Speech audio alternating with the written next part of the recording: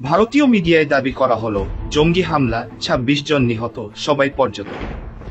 ভারতের সরকার তড়িঘড়ি করে পাকিস্তানকে দায়ী করল, কিন্তু ঘটনাস্থলে নিহতদের কয়েকজনের পরিচয়পত্রে মিল ছিল গোয়েন্দা সংস্থার কোড নাম।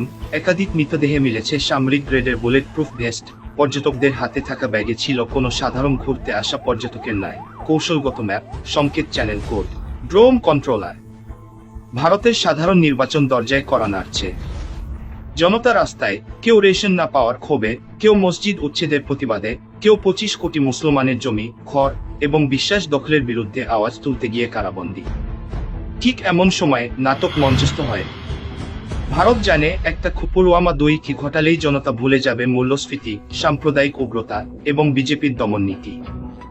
এই মৃত্যু একটি গোপন চুক্তি, যার মূল্য ২৬টি লাশ, আর লাভ জাতীয়তাবাদী হাহাকার, যার ভোট বাক্সে পরিণত হয় কফিনতে।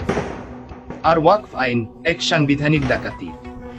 এই আইন অনুযায়ী মুসলিম ওয়াকফ সম্পত্তি সরকার যে কোনো সময় কি জনস্বার্থে অধিগ্রহণ করতে পারে, কোনো নোটিশ ছাড়াই। এরপর থেকেই শুরু হয় এক ভয়ঙ্কর দখলযুদ্ধ। হায়দ্রাবাদে ২০০ বছরের পুরনো মসজিদ ভেঙে তৈরি হচ্ছে কি গর্বগঙ্গা ক্লাব। উত্তরপ্রদেশে ৫৬টি মাদ্রাসা ঘোষিত হয়েছে কি সন্ত্রাসীর আস্তানাগ্যে। বিহারে ১০০০ বছরের পুরনো কবরস্থানে আজ চলছে কি যোগ শিবির। মানবাধিকার সংস্থা গে ইন্টারন্যাশনাল হিউম্যান ডিগনিটি কি তাদের প্রতিবেদনে লিখেছে, ভারতের ধর্মনিরপেক্ষতা এখন কেবল সংবিধানের পাতায় টিকে আছে। বাস্তবে চলছে ধর্মীয় নিধনের রাষ্ট্রীয় বৈধতা।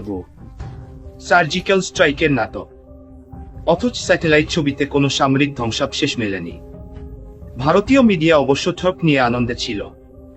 সমঝোতা এক্সপ্রেস ২০০৭, ৭০ জন মুসলমান নিহত। প্রথমে পাকিস্তানকে দায়ী করা হয়, পরে বেরিয়ে আসে হিন্দুত্ববাদী জঙ্গিদের যোগসূত্র, কিন্তু কেউ সাজা পায়নি। ২০০১ সালে ভারতের সংসদ হামলার নাটক, একটি গোয়েন্দা কেলেঙ্কারির নিখুঁত পরিকল্পনা। আফজাল গুরুকে ফাঁসি দেওয়া হয়, এক কথায় বলি দেওয়া হয় রাষ্ট্রের ও রক্ষা কবচ কি বানাতে। পঞ্চম অধ্যায়, আন্তর্জাতিক প্রতিক্রিয়া ও নীরব জাতিসংঘ।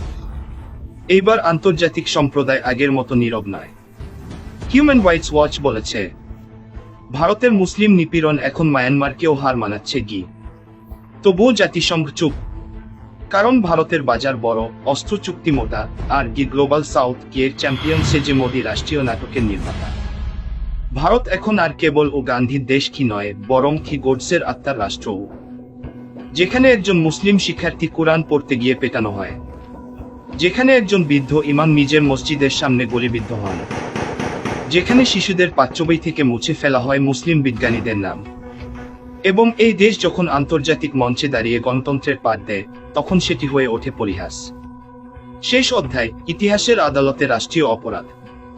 তথাকথিত কি পর্যটক হত্যাকাণ্ড আসলে ভারতের গোয়েন্দা চক্রান্তের আরেকটি অধ্যায়, যেখানে মানুষ হত্যা করা হয় মিডিয়া শিরোনামের জন্য, যেখানে জনসাধারণকে ব্যবহার করা হয় ভেড়ার মতো, একবার উল্লাসে, একবার কান্নায়।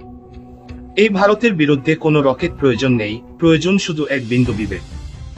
যদি আজ আন্তর্জাতিক সম্প্রদায় চুপ থাকে, তাহলে আগামীকাল এই নাটক অন্য দেশে, অন্য রক্তে, অন্য মঞ্চে অভিনীত হবে। ভোটের জন্য যারা জীবন বিসর্জন দেয়, তারা কখনো নায়ক নয়, তারা রাষ্ট্রীয় প্রোপাগান্ডার কুরবান।